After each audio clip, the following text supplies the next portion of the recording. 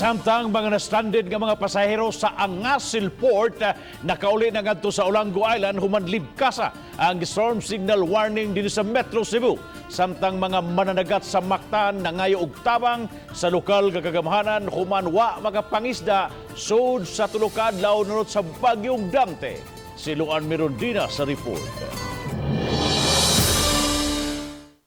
Giapuran sa Taga City Social Welfare Office ug mga packed meals ug tualya kining 48 ka mga pasahero sa Angasil Port nga mulabang unta sa Olango Island kagahapon.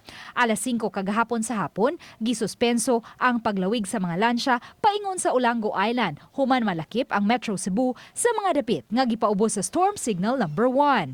Sa multipurpose building sa Angasil Port na nagpabuntag ang ubang mga pasahero samtang ang uban sa barangay hall na sa Mactan mipasilong. Pag adto gyud namo tinuod nga perti yung hangina, especially daplin sa dagat, nya kusog pag gyud ang uwan, nya ang uban gali na nga basa na sila. So may na lang kay naatay mga tualya nga available dire, so among gidala, among gihatag nila. Alas 8 ganihang buntag, nakasakay na ang mga pasahero sa biyahe paingon sa Olango Island human libkasa ang mga biyahe. Wala hinuoy na mugnang danyos ang bagyong Dante sa dakbayan sa Lapu-Lapu, lakip na sa Olango Island. Sa Pikas Bahin, midangop sa Lapu-Lapu City Hall kini mga sakop sa Barangay Mactan Fisher Folks aron mangayo og hinabang sa mayor. Tulo ka adlaw na silang wa kapanagat tungod kay lubog ang dagat sa Mactan Channel.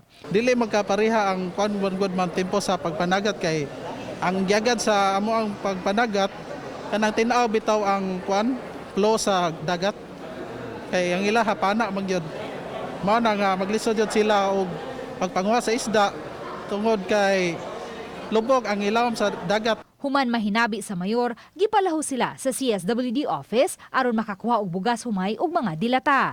Gipasabot ni Mayor Junard Ahongchan nga dili makapagawas og dakong gahin ang dakbayan aron itabang sa naasoy mga mananagat kay wala man maapektuhi sa bagyo ang dakbayan. Naamatay standby gid nga gi-ready ana may nga kanang mga para sa mga pamugas no, mga relief goods so atong gitagaan.